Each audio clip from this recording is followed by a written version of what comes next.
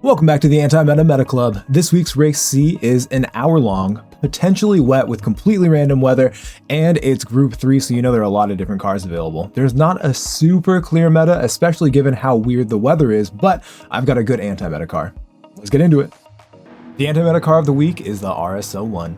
The Genesis X and the M6 seem to be the meta car when it comes to dry weather, and since the time trial is always dry, you're going to see a lot of those towards the top.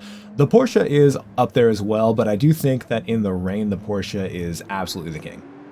Since the rain is really the tough part, and in Gran Turismo, the mid-engine cars seem to be really superior in the rain, I wanted to choose a mid-engine car, so you're not going to find a lot of these in the top 100, though I did put it temporarily in the top 100. When it comes to the race itself, I think you're going to find that you do have a good advantage with this car when you're battling the other meta cars. I managed to get a 215.8, but I do think a 215.4 is possible, and you're not going to find a lot of these on the top 100. In fact, mine isn't even in the top 100 anymore, but when it comes to the race, especially if it's rainy, this is absolutely a weapon against any of the other meta cars. As you start your lap, look for the meter boards on the left, and right after the 100 meter board, you're going to hit the brakes heavily. You're going to brake in a straight line until you get past the 50 meter board, and keeping a lot of brake pressure but trail braking in, you want to make sure that you hit this apex really close to the wall without hitting it, and then back on the throttle as soon as you pass the apex. You want to be in second gear before you hit the throttle. You can use the exit curbing, but if you go past the white line, or if you're sliding or using too much steering angle, you're going to slide out, and you do not want that. Leading into Eau Rouge and Radeon, you do not need to lift whatsoever, you just need to make sure you get the right angle. At this light right here before the 50 meter board on the left, you're going to start turning in using as much of this curb as you possibly can. Following the tire marks in the ground, you want to look for the black lines that are on the inside curb, but you don't want to use any more curb than you're seeing right there. If you hit the curb, your car is actually going to bounce and probably go on two wheels. Looking in the distance, there's a bit of a split in the trees right here, and you want to aim just to the right of that. When you get really used to this, you'll be able to cut this confidently, as you can see that I'm doing right there, but you want to steer as little as you possibly can. You can upset your car there, and it will cost you a lot of momentum if it doesn't just make you spin out and hit the wall. One of my favorite things about this car is the gearing. You actually do not need to shift up to 7th gear whatsoever all the way on this straight. That's actually the case for a lot of the braking zones with this car. Once again, using the 100 meter board for a reference, we're going to brake directly after it, and you're going to aim yourself so you go up on the curb as you're braking. Looking for the red mark on the inner barrier, that's when we're going to start turning in when we pass that. Make sure you keep solid brake pressure, and you want to brake all the way up to the apex. When you hit the apex, you're going to get back on the throttle gently and continue steering to the right. When you get to the end of the curb on the right, you're going to change directions by lifting off the throttle just gently, just enough to get yourself all the way up on this curb, and then back on the throttle gently to continue steering to the left. A lot of people will actually wait to get on the throttle until the car starts rotating, but getting on the throttle can actually make the front tires grip a little bit more just because of the balance of where the weight is at the car. Staying on the throttle as you touch the curb on the left, you're going to change direction, and you're going to lift after changing directions. Lifting only enough to tuck your nose in to get to the apex, you want to then get into 4th gear before getting fully on the throttle, and as long as you stay off the high part of the curb, keeping your inside tires off the high part of the curb, you should be totally fine there. Looking for the beginning of the curb here on the left, you're going to brake right before you get to it. I like to brake heavy but immediately dive in towards the apex. You're going to have to lift off the brakes just a little bit using all of your trail braking technique, and you want to be as close to the apex as you possibly can. I hit a late apex here, but in reality you want to just hug the inside, making it a long apex. You can see me playing with the throttle to make sure I balance the car out while making sure that I can also accelerate, but you definitely don't want to slide, of course. You can see that I'm straightening the wheel out just a little bit before then starting to turn to the right. You want to do whatever you can to not slip the tires, but keep up a really solid line, arcing around to go all the way to the right side of the track to set up for the next braking zone right here. Looking at this red post right here, as soon as I pass that, I start lifting off the throttle to straighten the car out and get it balanced before then hitting the brakes. I like to brake very lightly with the goal of turning in right as we pass this other red bar on the fence to the right. My goal is always to come entirely off the brakes before apexing, adding much more steering, and then shifting up to 4th gear and getting fully on the throttle as soon as I pass that apex. You can actually go all the way out on the curbing here, but if you're sliding whatsoever, or if you're going slow, you might be pulled all the way off the track or just slide entirely out. The next braking zone, beyond the 50 meter board and beyond the barrier to the right, is a giant rock right here. It's there that you're going to hit the brakes, then immediately start trail braking in. Your car is not going to want to turn as you're trail braking in, so your goal is to come off the brakes a little bit before the apex and add a lot more steering to continue the car decelerating before then getting on the throttle. If you get on the throttle gently after it starts to rotate, then you should be able to track a really nice line going all the way out and then back into the second apex and of course back out again. You'll notice I didn't track all the way out after the second apex, which means I probably could have carried a lot more speed there. After positioning yourself all the way to the left, instead of using the meter boards, you're going to wait until you're directly underneath that sign above, and then you're going to hit the brakes. Immediately get down to third gear and start trail braking in, following the tire marks on the ground. You want to get as close to the green bollards as you can, but I don't actually like going up on the curb right here.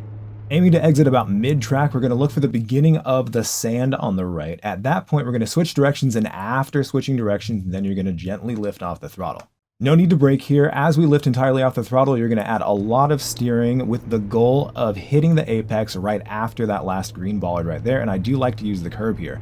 We want to get on the throttle as heavy as you can, of course gently, and you do want to track out here, but be very careful if you track out using a lot of the curb. It can be slippery. I like to use the colored barrier on the left to mark when I want to brake. Right at this yellow part of the barrier, that's when you're going to hit the brakes.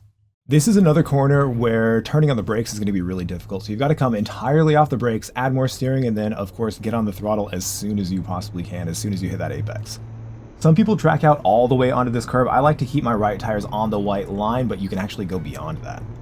Turning and following the tire marks, you don't actually have to lift off the throttle at all if you turn in correctly. I turned in a little bit early, so I had to lift off the throttle just a little bit. It didn't cost us too much time, but just keep in mind that you actually can full throttle that corner. On this final full throttle section, you do not need to shift to 7th gear whatsoever. I see a lot of people going to the right here. You just want to draw the shortest line possible, go out wide here, and of course stay full throttle, trying to hit the middle of that apex, and then prepare yourself for the final braking zone. Looking for the 150 meter board, you can brake as late as when you have the entirety of your car past that, but I like to brake just right after it. Braking heavily all the way up on the curb. After you pass the 50 meter board that you can see on the inside, you're going to start turning in. You want to get all the way to first gear, come off the brakes entirely, and eat up as much of that curb as you possibly can. As soon as you pass the apex, you want to squeeze as much throttle as you can, continuing to steer to the right, and I like to look for the marbles that are here on the right here. From here, I turn, lift off the throttle, then gently add just enough brakes to get myself all the way up on the apex, shift up to 2nd gear, and then back on the throttle. Of course, you do not want to slide out whatsoever. It's going to kill your momentum, but it's also going to make you slide if you hit the curb while the tires are spinning, and that's going to ruin your entire lap, and you don't want that on the final corner. The first corner here is really tricky. I see a lot of people making the mistake of coming off the brakes either too sharply or too quickly. You can see that I'm trail braking all the way to the apex, adding more steering, and then of course you want to get back on that throttle as soon as you possibly can. You want to get on that throttle even before the apex if you possibly can. You want to extend the amount of time you're on the throttle because this is a very long straight, and the longer you're on the throttle, the faster you're going to go. It's actually better to just miss this apex than use too much of the curb, because if you hit the high part of the curb, you can very easily spin out or even go on 2 wheels, which I've done a few times this week, even once in the race. Keep in mind you do not need to shift to 7th gear before the braking zone. The biggest mistake I see in this section is after this first right-hander, people will turn too early into the left-hander right here, which is going to completely ruin the rhythm for this next part. You do want to get a really good exit there, right here, but it's more important to keep up a good average speed throughout the entirety of that section. I think it's faster if you actually stay on the curb for a lot longer. You can see I was a few feet away from it, but it didn't cost us that much time. You don't want to late apex it because there's not a lot of space afterwards. That final left-hander that we just took, it's a really tricky one, but the goal is to keep up as much speed as you can through it and then get on that throttle, of course, trying to make sure that you don't use too much of the curb. This double left-hander is also really tricky, and like I mentioned in the breakdown, you want to be off the brakes as early as you can. Like with most S curves, you want to exit the first one essentially in the middle and just keep up your average speed, just like I mentioned for the other corners. There's not a huge runoff after this, so it doesn't make sense to sacrifice the first to get a really good exit. You just want to keep up a good minimum speed throughout the entirety of the section. And on this fast right-hander, like I said, you actually don't need to come off the throttle if you hit it right, but I made a little bit of a mistake, had to come off the throttle just a little bit. If you can stay on the throttle, it's going to be a huge gain at the end of this full throttle section. As long as you keep your inside tires on the good side of that white line, then you don't have to worry about dirty tires. And for this one, you can actually eat up even more of this inside curb. You do have to be careful though, it can upset the car. And that final corner, a lot of people apex too early. It is important to late apex, but not too late. If you've done this race at all, then you're probably familiar with the fact that there is random weather and you might encounter an extremely rainy race. The best thing to do, actually, it's pretty much required at this point, is to check the weather radar. And what you can see at the top left is that it shows you the past 60 minutes of any kind of rain, any kind of weather that's coming in, and it can help you extrapolate from that and figure out what's going to happen and when during your race. As you can see, that block of rain is completely missing us, so this is going to turn out to be just a completely dry race. When it comes to a fully dry race, there are things that you can do to give yourself a strategic advantage, just like any other fuel and tire race. You will have to refuel unless you save a lot of fuel, but it's very, very difficult to do so. In order to save enough fuel to not have to refuel, you'll probably have to sit in the slipstream of a very fast driver and deliberately manage both short shifting as well as different fuel maps, and usually it's not worth it and you have to put a lot of trust into other people. The best thing you can do is just drive as fast, as clean as and as consistently as you can, and then just fuel up as much as the game tells you to. I'm going to take a look at exactly what that looks like so you can see and you can use that. But besides that, there aren't a lot of things that you want to do to give yourself that strategic advantage. If you find yourself behind someone who is slowing you down and you want to get in front of them, but you find it very difficult, then you could try to pit a lap earlier than you might think that they will. In which case you'll have fresher tires for a little bit longer than they will, and you may be able to get in front of them. And it is a real problem in this race because dirty air is set to normal. There's no custom slipstream, so the dirty air can actually be really difficult. I was racing someone who was 7/10 slower per lap than I was, but I couldn't pass them for 6 laps just because of the dirty air. Now, as you can see, my tires are worn down a lot, and you can also see on the refueling meter that there is a little diamond located around, what is that, 68%? It's telling me I need to refuel to about 68%. You can usually just trust that unless you've been fuel saving for the first half and you don't want to fuel save for the second half, then you can pretty much just trust what it says. You can also choose to refuel just a little bit less than the diamond, but you'll have to fuel save on the second half of the race, and that can be pretty risky.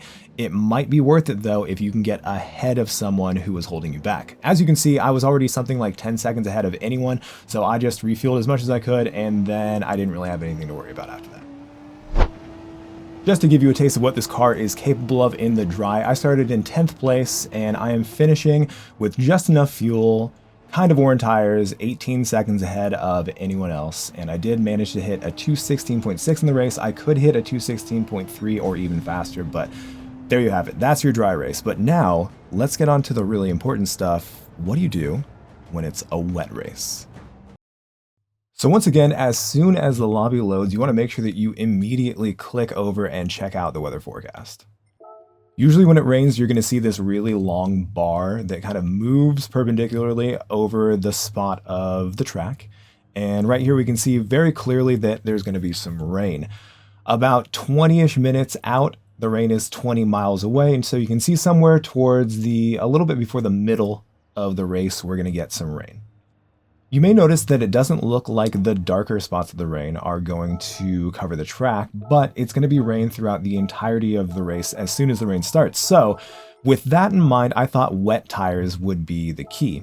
If the rain is not super heavy and on the track surface, the water surface meter, I'm stumbling all over my words, on the meter that shows you how much water is on the surface, if that is anywhere above about 60, according to our friend Calster, then that's when the wet tires will start working really well.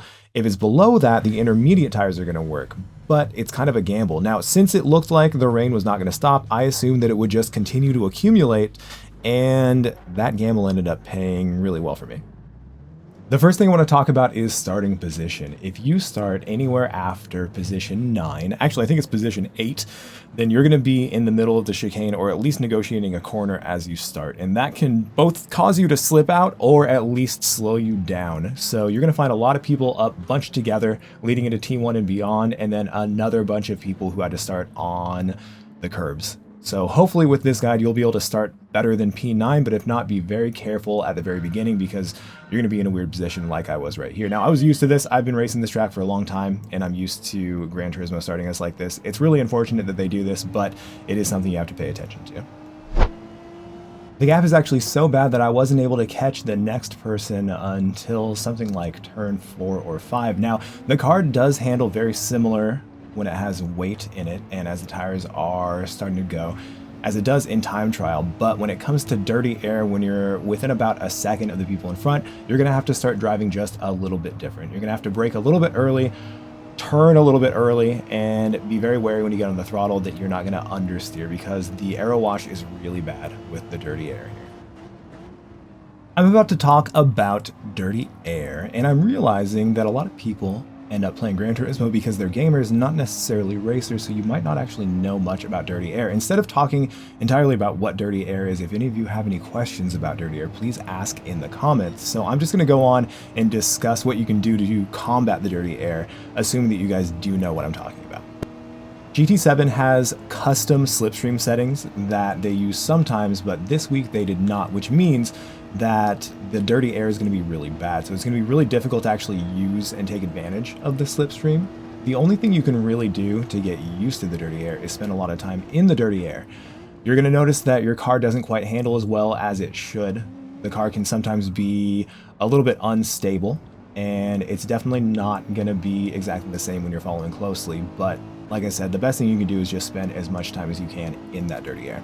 Now, I was able to take advantage of the slipstream just a little bit, and I was able to get next to that guy, and even though I couldn't pull off the pass, it kept us close enough so that I was able to pull off a really aggressive pass there, and unfortunately, he was only paying attention to me, not paying attention to the person behind, and he spun himself by pit maneuvering himself on Fernando behind.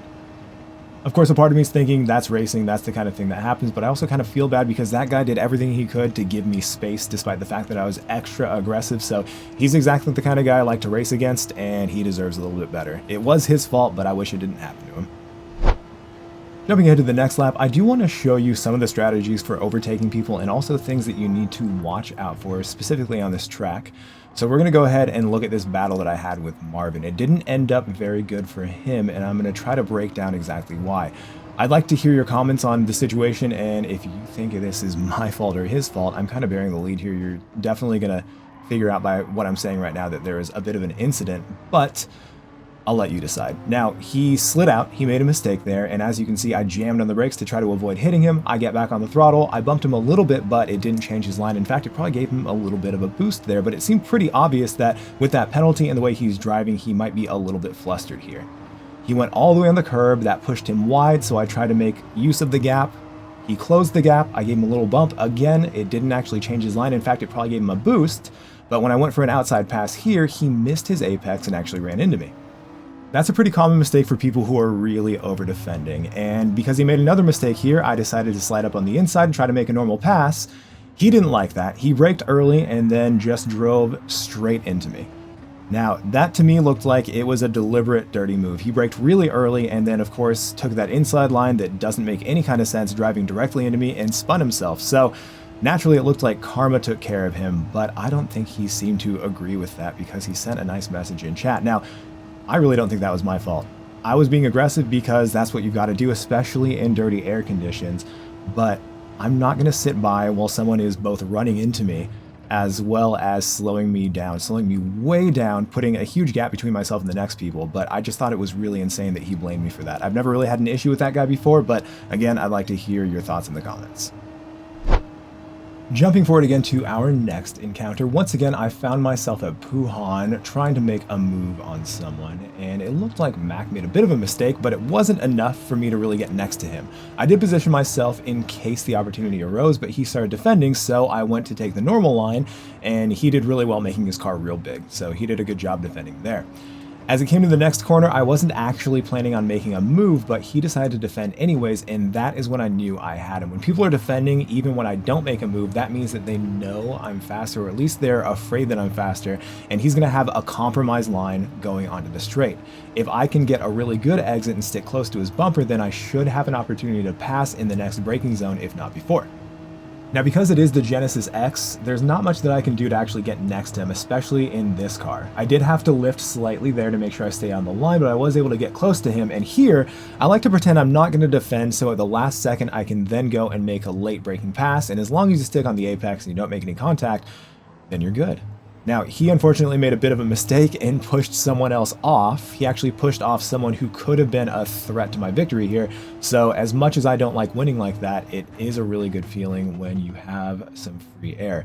Mood was now behind us and in our slipstream, but he was in the Corvette and he's not quite as fast as the other people, especially the person who just rage quit because he was pushed off. So I felt like I was in a perfect position and I didn't really know yet what was going to happen in the race, but I was feeling pretty confident knowing that this was going to be a rain race and I thought I had the keys for the rain, which it turns out I did.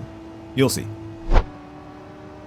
Jumping to the end of the lap, you can see we do have our weather radar on. We're zoomed in as much as we can, and it does look like the rain is on one side of the track, and it's the opposite side of the track. So it hasn't started raining where we are yet, but we can probably make the assumption that it's going to be completely wet on the other side, which means if we go in the pits now, we should have rain, though I wasn't 100% certain. I figured that if I didn't go in the pits right now and it was wet, I was going to spin out. If I go in the pits and it's not wet, I might destroy my tires, especially considering I decided to use the wets instead of the intermediate. So you can see I was sitting here trying to make the decision. In the end, I decided to take the wet tires and gamble, hoping that it was going to be fully wet on the other side. And then we started looking at the fuel. If you are in a wet race, you're going to use a lot less fuel than if you're in a fully dry race. So you can actually use a lot less or take a lot less fuel than the diamond suggests. The diamond suggests that I should take about 99% or fill it up to about 99%. I chose a little bit more than 85, actually went to 88, and I called it good. That was actually extra cautious. You're gonna see that we didn't even need that much fuel. Now looking at the bottom left, you can see the rain surface meter or the water surface meter suggests that it's not quite wet enough for even the intermediates yet. There's some water accumulating on the ground, as you can see that it's now going up on the second of the 3 little sections on it. So at least our tires aren't going to get destroyed, but it's not quite wet tire weather, at least not yet. It looks like our friend Red 8816V was being extra cautious, and that did give us the opportunity to get all the way in front, but Red is someone that I really trust. I like racing against Red, so I wasn't really worried either way.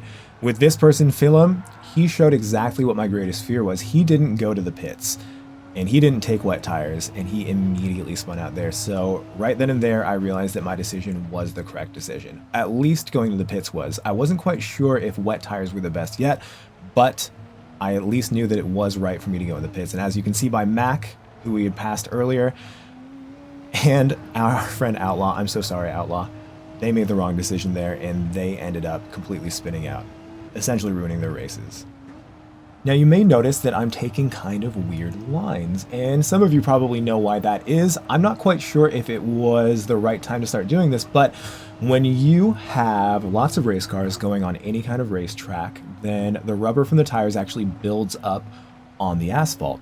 And when the rubber builds up, when it gets wet, it actually becomes much more slippery than the parts of the track that don't have the rubber accumulated. It's in this little bit of realism that the secret to driving really fast in Gran Turismo 7 in the rain comes in play. Gran Turismo 7 does 100% replicate the effects of the rubbered-in portions of the track being much more slippery, so it's your job to figure out exactly where the grip is going to be. Now, it's not always enough just to know exactly where the rubbered-in bits are going to be, because sometimes it's just completely unavoidable. And as you can see from the way that I took that last corner, it actually wasn't to the point where you really needed to avoid the rubbered-in sections just yet. If you watched the last one of the guides that I made for this same race, then you may realize that I have been struggling really bad to get to grips. That was not on purpose. To get to grips, that was a good pun. To get to grips with driving in the rain. And it especially hurt me because not only do I live in a state where it rains 9 months out of the year, but it was actually a specific point in GT Academy in 2014 when my ability to drive in the rain was tested, and I actually won one of the races at GT Academy by 9 seconds in the rain at Ascari. But Because of how it works in GT7, I have been struggling so bad, but luckily I think that I finally figured it out, so I'm going to try to pass on that knowledge to you guys. So essentially, you need to figure out a completely different set of lines for when it is this wet. A lot of that is just breaking off of the normal line and then completely crossing the normal line and taking a wider line. You're going to be able to see that I pretty much do the exact same thing on almost all of the laps that I do. I obviously wasn't very careful there, almost spun out, but I was able to recover it because drifting is life, and we were able to go back onto the line and we were totally fine. With all that said, there are actually multiple different lines that you can use and lots of different things that you can do to try to find the grip. You're going to find that when you do touch the rubbered in line, you can actually feel and see how much more slippery it is. And sometimes you actually have to partially be on the rubbered in line and then transition to the non-normal line to really get the most out of the grip and the most out of your tires. As you can imagine, battling in the rain is actually much more difficult than in the dry, because if you are side by side with someone going into a corner, that means one of you is probably going to have a slippery line while the other is not, and that may change from corner to corner. So you're going to find yourself having an advantage, then having a disadvantage, and it's actually really fun, but also really difficult, and it can be really frustrating. We'll get into that a little bit later, but what I'm going to do is find my fastest lap in this race, and we're going to break down the exact lines that I was taking. Finishing that last lap, I'm actually in the wrong place, but we'll talk about that when we get back there. As you can see, I'm approaching the first corner. I'm in the middle of the track, actually slightly to the right. My goal is to brake really hard off of the rubbered line, then cross over it. So I'm going to slip just a little bit, cross over it again, and then stay entirely off the exit of the normal line, where I'm going to find the most grip. Some corners, such as Eau Rouge and Raidillon, you cannot get away from the rubbered line. Now, there's not a lot of braking and not a lot of rubber being laid down on the track right there, so it's not quite as scary as other corners that you have to stay on the line. But some corners, you're actually going to have to brake on the slippery part and then just make sure that you aim for the non-slippery part.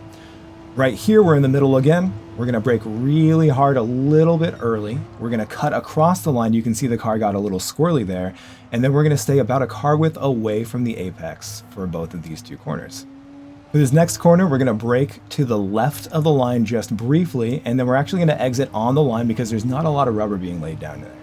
Here in this braking zone, it's going to get a little sketchy, but then after the line, when we get past it, we just stay about a car width or a little bit more, and we're totally fine. There is grip there. You got to be careful on the exit because you can't always avoid the line. And again, you have to brake on the line, but staying about a car width away from the apex means that you're going to have the grip off of the rubbered line. Once again, you have to brake on the rubbered line, but directly beyond that, you've got the normal pavement that's just wet. You don't have to worry about the rubber, and so you can just stay about a car width away. You're probably noticing a pattern, and you've got grip out there. For this one, once again, we're going to brake off of it, cross it, and then we're going to stay about a car width away from each of the apexes right here. Again, we're going to be on the line as we exit, but not a lot of rubber is being laid down there, and the wheel is mostly straight. We're not turning much there, so it's not affecting us too much. Again, we have to brake on the scary line, but then we are finding the grip beyond it, and here we're just avoiding the normal line. It's kind of hard to avoid the exit, but it's not super slippery. Do be careful and make sure you're ready to counter steer and or modulate the throttle there just in case, but it's usually not that scary going on this straight here. For this, we've got to brake just a little bit and then make sure that we stay away from the inside because it can send you entirely off the track, but as long as you go super wide, you're fine. Again, we brake heavily, but then we go beyond the line. We slip on a little bit, and actually I braked too late there, but we didn't lose too much time. And again, I'm trying to stay away from the line, cut straight through it on the exit, and then we've got a lot of grip coming out of it. There are a few things I'm going to suggest to get yourself really, really used to driving in the wet. One, you're going to want to pay attention to exactly when your tires slip. You're going to be able to feel it, and even if you're using controller, you're going to be able to tell that the car is acting differently. You just have to be really sensitive to the changes and sensitive to when the car is slipping.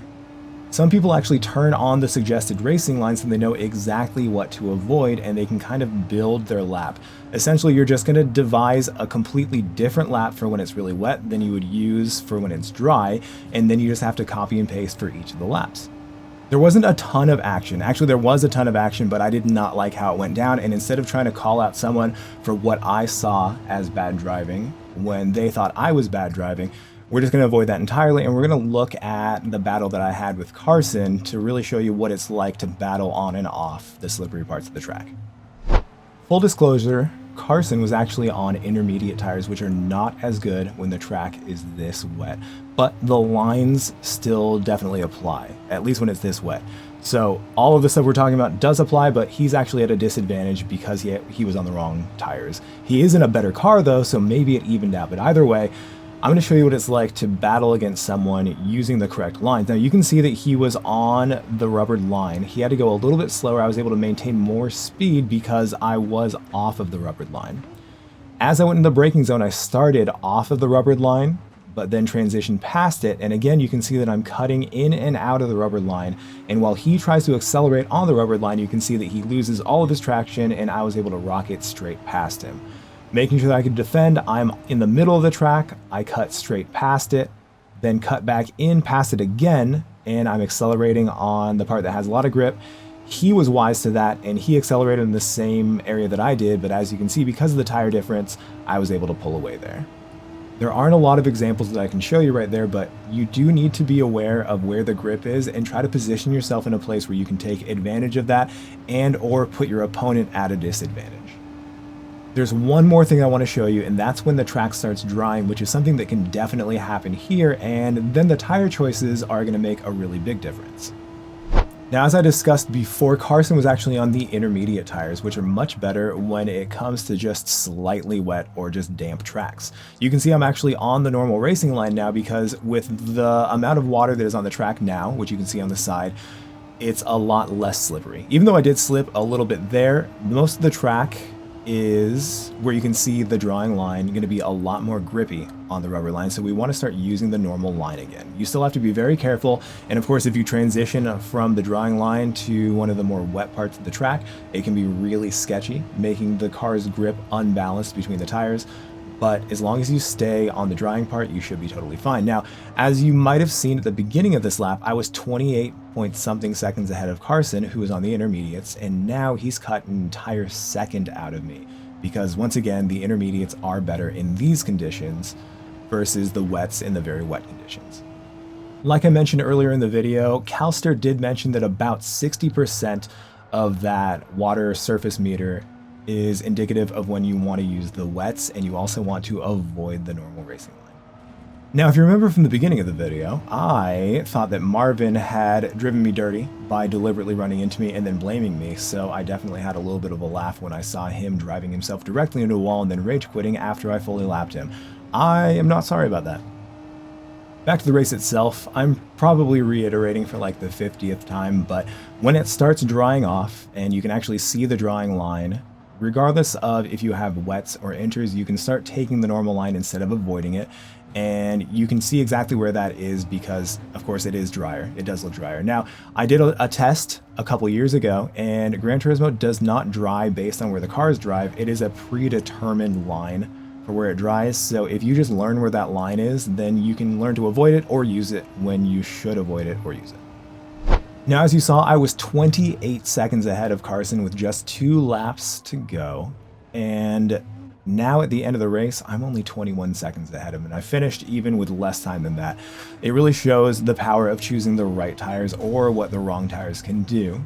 But with all this information, hopefully you're equipped to make the right decisions and then, of course, drive and stay safe away from the scary parts of the track. And I really hope this helped. This is a really fun race, and I'm really glad that I was finally able to figure it out. And so I'm really looking forward to racing it for the rest of the week.